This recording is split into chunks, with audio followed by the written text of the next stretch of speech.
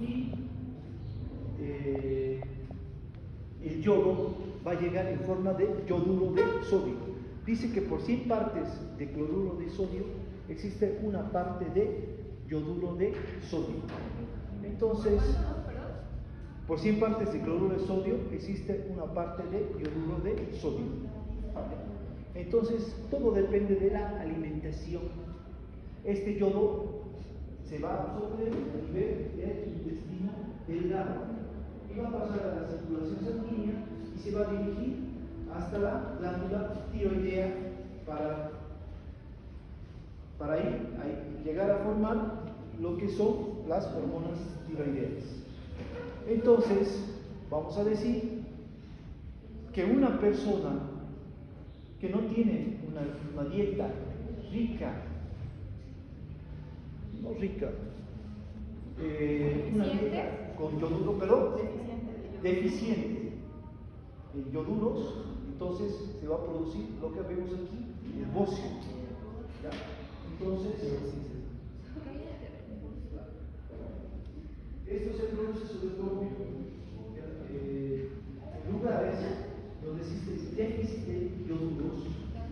Entonces, lo que va a pasar aquí es que si estas mujeres se embarazan, el requerimiento de yodo sube aún más. Entonces, si no se hace un control, va a pasar esto. Van a nacer niños con cretinismo o hipotiroidismo congénito. Son niños con falta de crecimiento y déficit intelecto intelecto. Pero se ha visto que si estos niños los tratamos con yodo, dentro del primer año estos niños se pueden recuperar. Pasado el año de nacido ya no se puede hacer nada. Entonces, por ejemplo, en Tarija, en Sucre, en Santa Cruz, en los años 70, 80, era un gran problema los niños con cretinismo. Entonces, ¿qué se tenía que hacer? Esto se identifica mediante exámenes de orina donde se recolecta y se ve la cantidad el yodo eliminado, se llama yoduria. Entonces, si hay un déficit en el yodo eliminado, entonces se puede decir que no existe una buena dieta en yodo. Por lo tanto, ahí se han ido viendo las zonas endémicas por la cual había déficit de yodo. Entonces, ¿qué se hizo? Comenzar a yodar la sal común. Entonces, mediante esto ya se ha ido contrarrestando este problema, sobre todo en las mujeres embarazadas y en los niños recién nacidos. Por lo tanto, aquí tengo los requerimientos de yodo en la dieta recomendados actualmente. ¿Ya? Esto es desde Vacus, donde recomienda que los niños preescolares tienen que tener una dosis de 90 microgramos día de yodo. Los niños escolares, 120 microgramos día de yodo. Los adolescentes y adultos, 150 microgramos día. Y las mujeres embarazadas y que están lactando, 250 microgramos día de yodo. Entonces, esto es lo que se recomienda. Sobre todo, en mujeres embarazadas, esto es una ley, por ejemplo, en Estados Unidos, Europa, países del primer mundo, casi todos los alimentos llegan fortificados con yodo para las mujeres embarazadas y hierro, algo que no se hace aquí en Bolivia. Lo único en Bolivia, por lo menos, se busca que la mujer embarazada tenga un requerimiento de sodio de más o menos de 150 microgramos diarios, lo que actualmente hay. ¿Sodio? No, de yodo, 150 microgramos.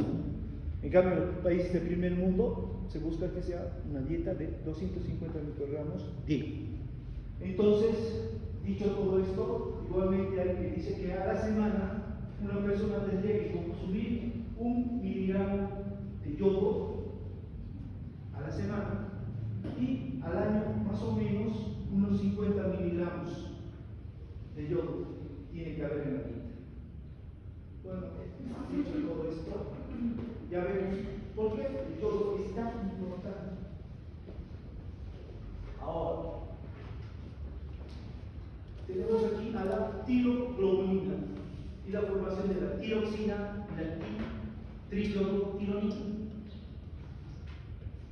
¿Cómo se va a formar? Entonces, aquí tengo mi glándula tiroides. ¿Qué será esto?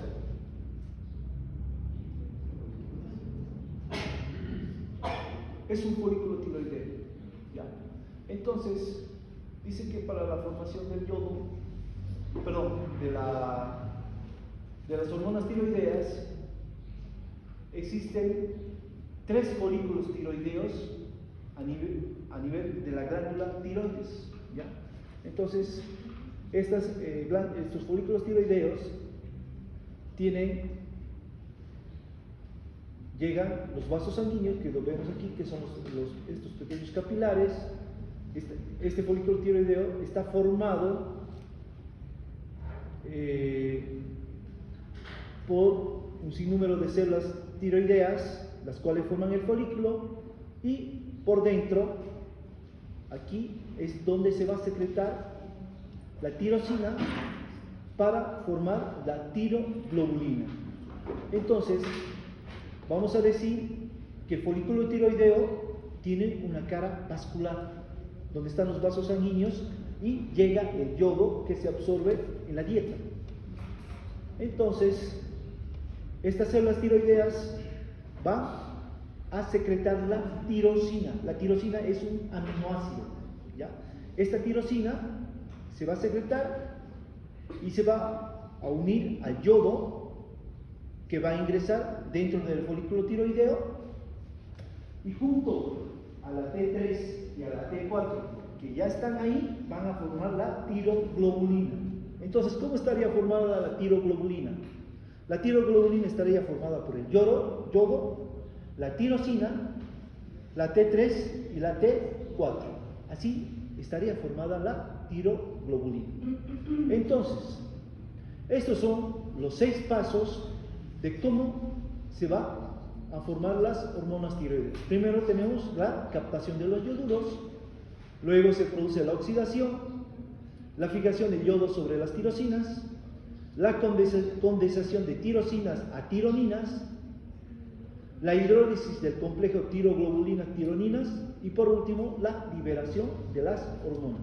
Entonces, estos son los 6 pasos importantes por los cuales se van a llevar a cabo para que se forme tanto la triyodotironina como la tirosina. Si revisan en su libro de Guyton, creo que no está todo esto así como está aquí. ¿Ya? Entonces, vamos a ver cómo se produce esto. Entonces, aquí tengo mi cara vascular, donde están los vasos. Aquí está mi cara apical, o sea, dentro del folículo. ¿Ya? Y entonces, ¿cómo se va a formar? Primero, se tiene que producir la captación de los yoduros. Entonces, llega el yodo por los capilares y tiene que pasar dentro del folículo. Pero en el folículo ya existe yoduros, existe mayor concentración de yoduros dentro del folículo que fuera del folículo.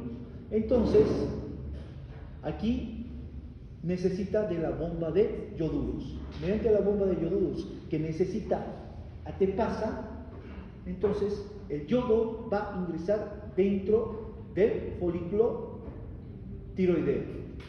A esto llamamos captación de yoduros, gracias a la bomba de yoduros que utiliza atepasa.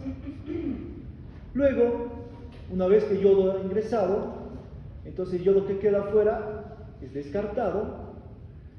Este yodo se va a producir la oxidación. Entonces, la oxidación de este yodo que ha ingresado, ¿ya?, se lleva gracias a las peroxidasas y al peróxido de hidrógeno que se encuentra aquí. Entonces, este yodo se va a transformar en yodo metálico.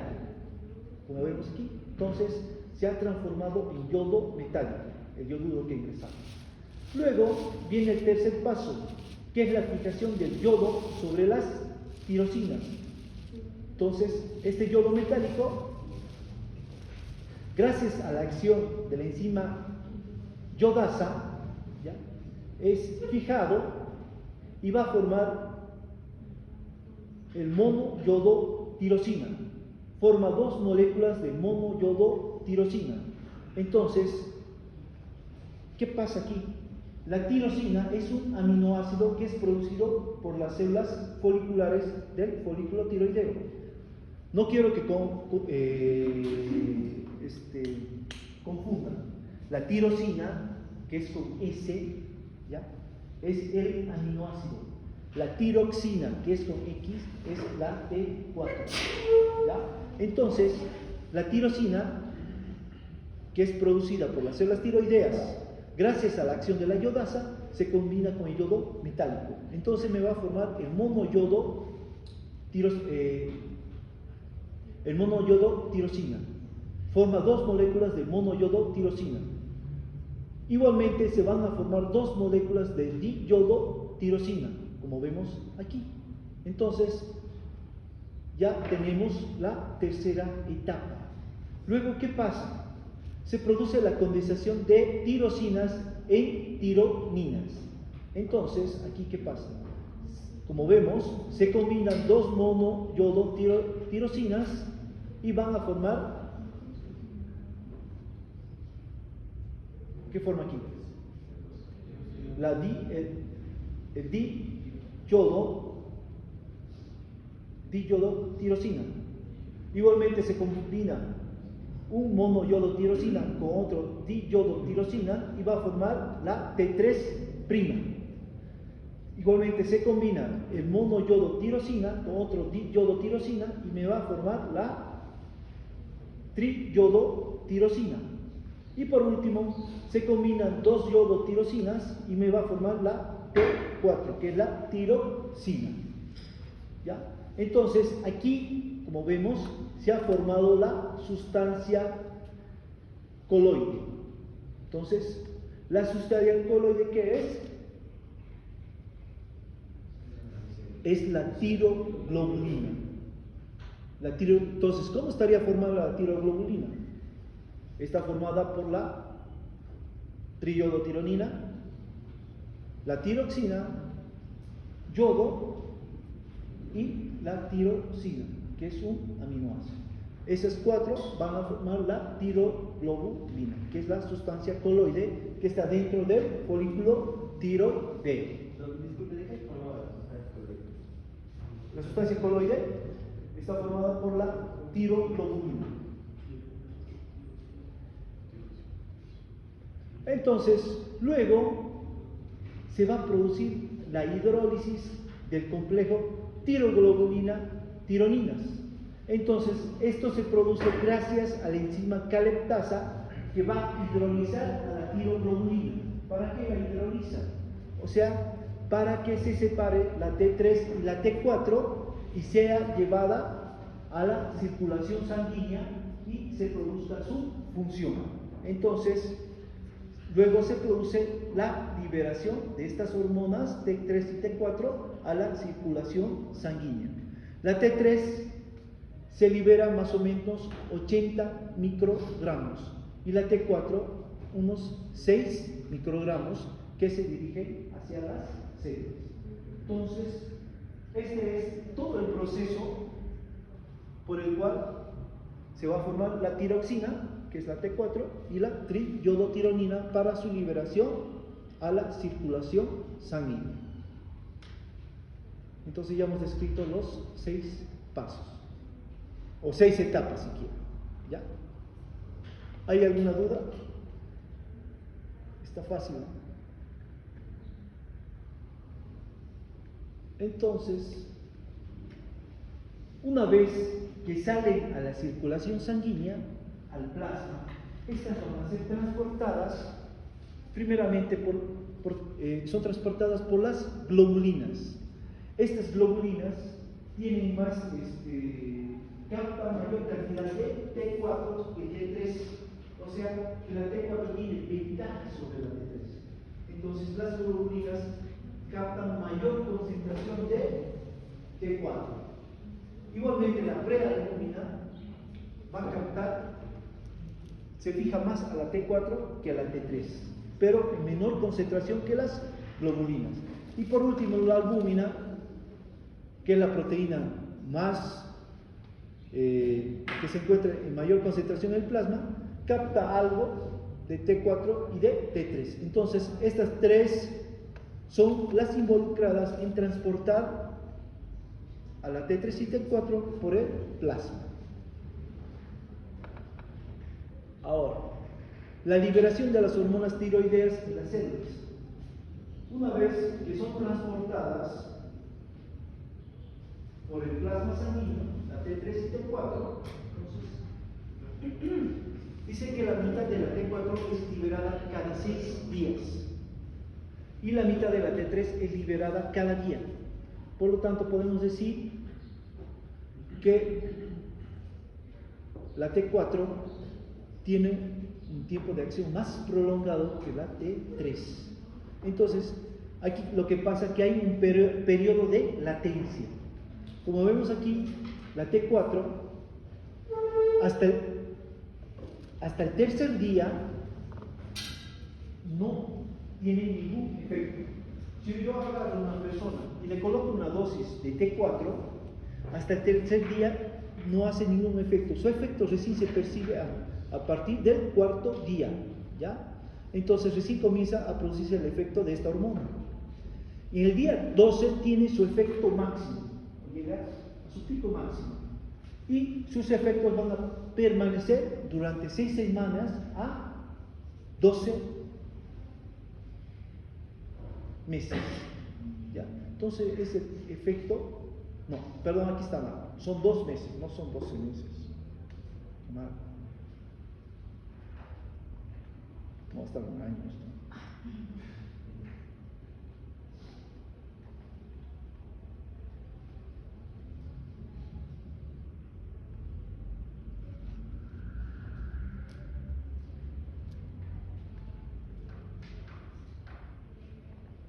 Entonces,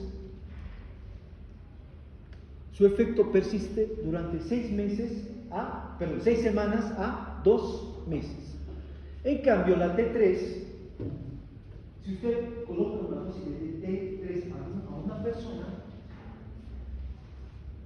su efecto recién se va a producir a las 6 a 12 horas. Recién comienza el efecto de esta T3. Y su efecto máximo es en el día 2, ¿ya? Y 3. Y después desaparece rápidamente, ¿ya? Entonces,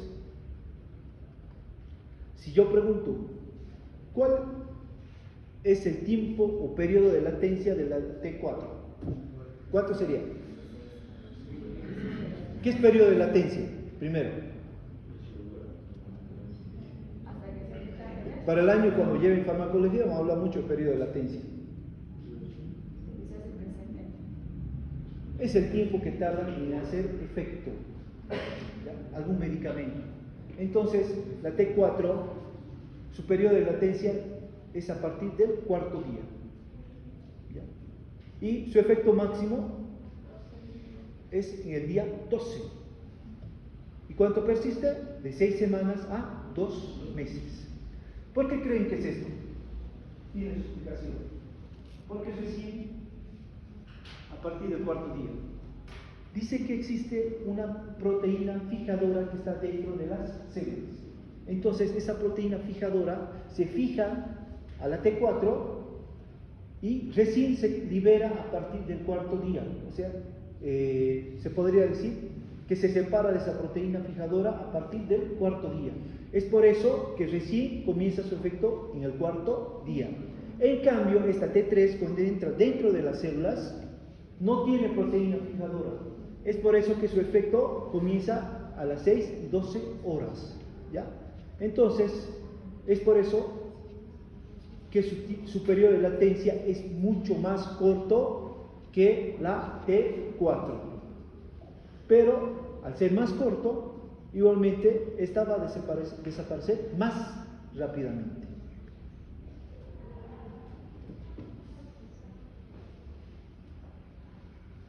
Ahora, ¿cuáles son las funciones tiroideas? Entonces, ya hemos visto cómo se forma la hormona tiroidea, tanto la T3 como la T4, llega a la circulación sanguínea, es transportada por las proteínas del plasma, que son las globulinas, prealbúmina y albúmina. ¿Cuánto tardan en hacer efecto la T4 y la T3? ¿Ya? Una cosa más. Una vez que ingresa la T4 dentro de la célula, se produce una hidrólisis de la T4, pierde el yodo, ¿ya? Y entonces queda como T3. Es por eso que la T3 es más activa y es la que produce casi todos los efectos dentro del metabolismo de las células. Entonces, ¿qué funciones tiene? Como sabemos, las hormonas tiroideas aumentan el metabolismo de las células. ¿Y cómo lo hacen? Primeramente, va a incrementar el número de mitocondrias, aumenta el número de mitocondrias dentro de la célula. ¿Qué más pasa? Cambia el aspecto de la mitocondria. ¿Por qué? Porque sus paredes de la mitocondria se hacen más gruesas, porque hay una gran producción de energía. Igualmente, va a aumentar las enzimas calorígenas. ¿Ya? ¿Por qué? Porque existe una gran producción de energía. ¿Ya? Sobre todo, este aumento de las enzimas calorígenas se da sobre todo en las células de la piel. Es por eso que las personas que sufren de hipertiroidismo siempre están con calor. Hace frío y ellos están con solo una polera. No sienten casi frío, casi nunca. ¿Ya? Siempre están aceleradas. ¿Ya? Y eso es por la gran producción de hormonas tiroideas. Entonces, para que se produzca la liberación de estas hormonas tiroideas, tanto T3 como T4, ¿de quién depende? ¿Del estímulo de quién? ¿Quién maneja el eje? ¿Desde dónde viene el estímulo? Antes del hipófisis. Hipotálamo. El hipotálamo, ¿qué tiene que liberar? ¿Cómo se llama esa hormona?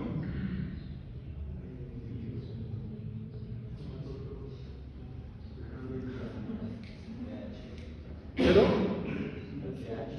TSH o tironina, pero eso se produce en la hipófisis.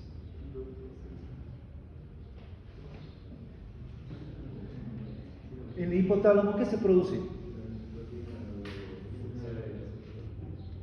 ¿Qué se produce en el hipotálamo? Eso hemos visto ya desde lunes. ¿Qué se produce, Camila? ¿Sí? ¿Cómo se llama? La hormona liberadora de tirotropina. ¿Sí? La hormona liberadora de tirotropina. ¿Dónde se libera esto? ¿Directamente en la hipófisis? No. ¿Dónde se libera? ¿Dónde? ¿Cómo llega a la hipófisis?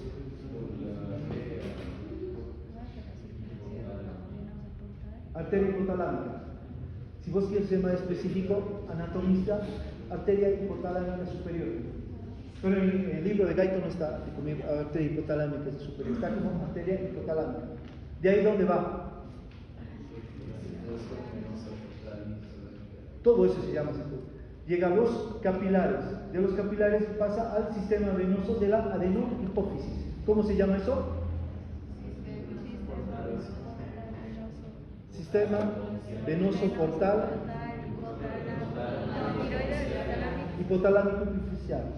¿Ya? Entonces, gracias a este sistema venoso portal hipotalámico epifisial va a llegar la hormona liberadora de tirotropina. ¿Y a qué células estimula? Son células acidófilas. ¿Cómo se llaman las células de la adenohipófisis? ¿Y en qué proporción están? Sofía, ¿no? Sí, células tirótrofas o tirotróficas también, ¿ya? Son células asidáticas. ¿Y esta qué va a producir, Adrián? La TSH o la tirotropina. Entonces esta TSH va a pasar a la circulación sanguínea y va a llegar hasta la glándula tiroides. Y gracias a esta TSH,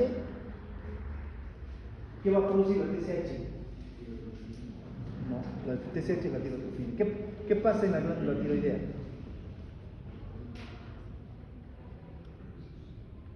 Va a producir la hidrólisis de la tiroglobulina, que es la proteína. ¿De qué está formada la tiroglobulina? ¿Qué es la sustancia coloide? Yodo, T3, T4 y aminoácidos. ¿Cómo se llama el aminoácido? Tirosina. La tirosina que es secretada por las células tiroides que forman el folículo tiroideo. Entonces, esta TSH que llega a la glándula tiroides va a estimular a la enzima caleptasa para que se produzca la hidrólisis de la tiroglobulina y se libere la T3 y la T4 a la circulación sanguínea. Entonces, todo este ciclo para que se regule las hormonas tiroideas. ¿Ya? ¿Qué pasa después? ¿Qué pasa en el metabolismo de las proteínas? Sobre todo pasa dos cosas. Entonces, incorpora proteínas en las células. Entonces, casi tiene la misma función que la hormona de crecimiento. ¿Qué hacía la hormona de crecimiento con las proteínas? ¿Qué hacía primero? ¿Cómo?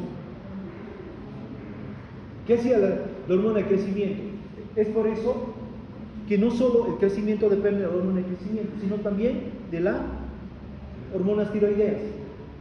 ¿Qué hacía? ¿Qué hacía primero? ¿Te acuerdas? De la hormona de crecimiento. Que casi tiene la misma función que las hormonas tiroideas. Dice que incorpora proteínas en las células. ¿Qué quiere decir incorpora? No, incorpora. ¿Qué quiere decir? Mete, ¿qué está haciendo?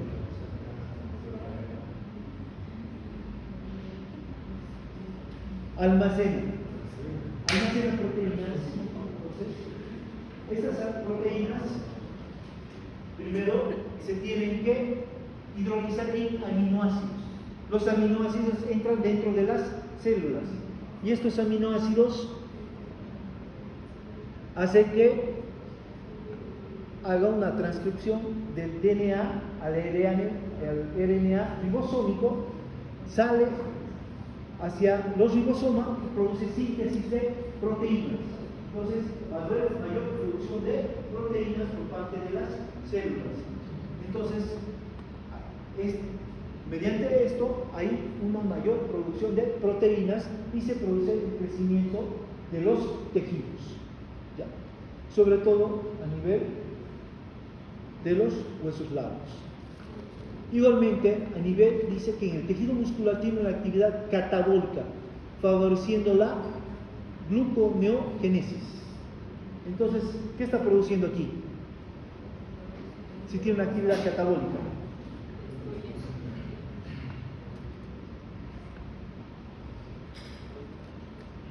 Al tener una actividad catabólica, entonces, a partir los músculos van a perder proteínas, las cuales se transforman en aminoácidos. Y estos aminoácidos van a ser aprovechados para producir energía por parte de las mitocondrias. Entonces, es por eso que se llama gluconeogénesis, producción de energía a partir de las proteínas. ¿Ya? Es por eso que produce una actividad catabólica. También va a movilizar tejido graso liberando ácidos grasos libres. ¿Para qué? Para la producción de energía. Entonces, los triglicéridos que están a nivel de las células adiposas, podríamos decir que se desintegran en ácidos grasos, las cuales pasan al plasma sanguíneo y son llevadas para la producción de energía, producen calor. Es por eso que las personas que sufren de hipertiroidismo son personas gordas o flacas. Las hipertiroideas son flacas. ¿Por qué? Porque están perdiendo masa muscular. Esta masa muscular, ¿por qué? Porque la actividad catabólica que está aumentada hace que las proteínas musculares se transformen en aminoácidos para la producción de energía. Y esta persona está siempre acelerada, es inquieta, nunca puede estar aparte, siempre tiene que estar en actividad. Hipertiroidismo. ¿Qué pasa también? Moviliza gran cantidad de tejido graso. ¿Ya? Los triglicéridos se transforman en ácidos grasos para la producción de energía. ¿Ya? Entonces, estas personas es por eso que están activas todo el tiempo. ¿Ya? Por lo tanto, la cantidad de triglicéridos y colesterol en la sangre están disminuidos. En cambio, en las personas hipotiroideas tienen menor producción de energía mediante la gluconeogénesis. Estas personas siempre podríamos decir que están cansadas, les falta energía, y aparte, como no movilizan el tejido graso, los triglicéridos están aumentados en estas personas. Es por eso que pueden tener tendencia a la aterosclerosis. Ay, no te acuerdas. Manuel, ¿qué es la aterosclerosis? Es un taponamiento arterial vascular. Es el acúmulo de grasa. ¿Dónde se acumula la grasa? En los coronarios. No siempre las cosas. ¿Y en qué parte?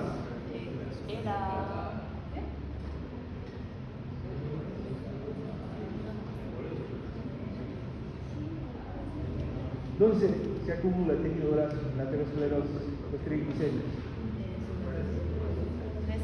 ¿En qué parte? ¿En el endotelio? No. ¿Cómo? En el subendotelio. Ahí es donde se depositan los triglicéridos, los ácidos grasos y se produce la aterosclerosis. Por lo tanto, la luz del vaso va a estar disminuida. ¿Qué me va a producir? Hipertensión arterial.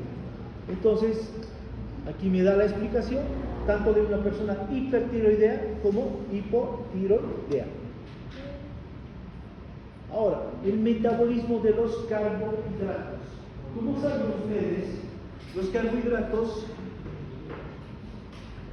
se van a absorber sobre todo a nivel del intestino delgado. El 55% de los carbohidratos se absorben a nivel del intestino delgado, igualmente se van a absorber a nivel del estómago y de la boca. Estos carbohidratos que pasan al plasma sanguíneo, ¿ya?, son llevados luego a nivel del hígado, donde se almacenan como glucógeno hepático, a nivel de los músculos, que se almacenan como glucógeno muscular, igualmente, como dijimos, a nivel del tejido graso. ¿Pero qué hacen las hormonas tiroideas con la glucosa? Primeramente van a producir glucólisis. ¿Qué es la glucólisis?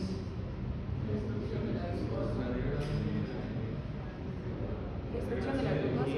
O sea,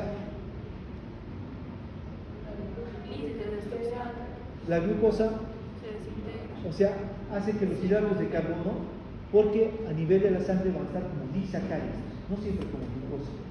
Entonces, al producir la glucólisis, hace que se hidrolicen y quede la glucosa libre. ¿Ya? Entonces, esta glucosa libre es aprovechada para producir energía. ¿Ya? Igualmente dice, aquí qué pasa, dice que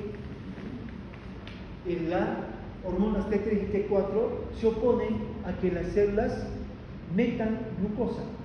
Entonces va a producir una hiperglucemia y aparte estimula a que se produzca insulina.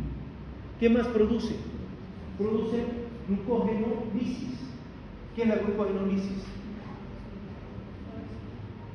Glucogenolisis.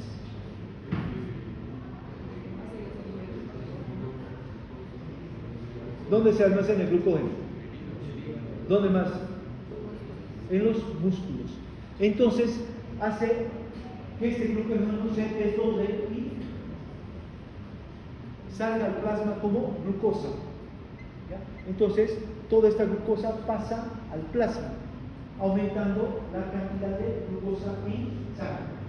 Entonces todo esto, toda esta glucosa es aprovechada para la producción de energía gracias a las hormonas tiroideas.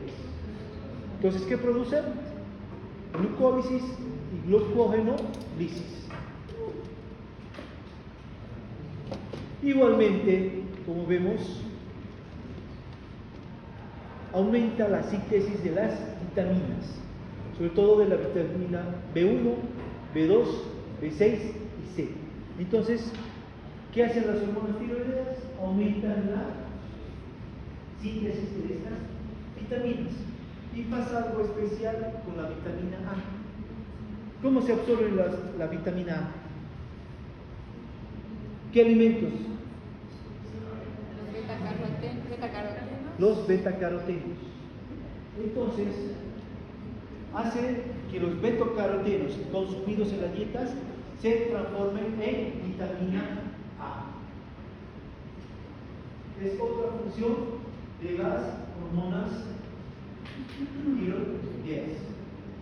Transformar los betacarotenos en vitamina A.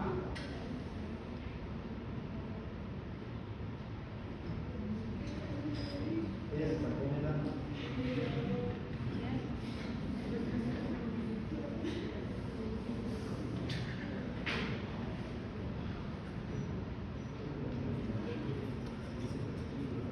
Y algo muy importante. Aquí nos explica qué pasa a nivel del sistema nervioso central. Es por eso que las hormonas tiroideas son muy importantes, sobre todo en la vida fetal y embrionaria. Entonces, estas hormonas tiroideas, cuando el aporte de ioduros es bueno en la madre embarazada, produce la mielinización del sistema nervioso central, tanto en la vida embrionaria como en la vida fetal. Es por eso, si no se produce esa mielinización, es que los niños van a nacer con hipotiroidismo congénito o cretinismo. ¿Ya? Entonces, esa es la explicación de por qué es importante la yodación en la dieta de las mujeres embarazadas. No, si no se da la mielización, ¿cómo nacen los niños? Con cretinismo. Cretinismo, así se llama. O hipotiroidismo congénito, mira, así es un niño cretino.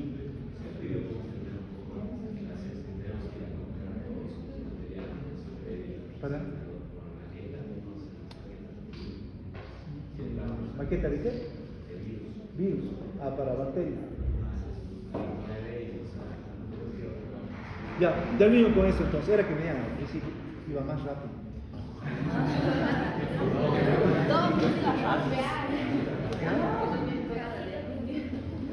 Entonces, ¿qué pasa con las personas adultas?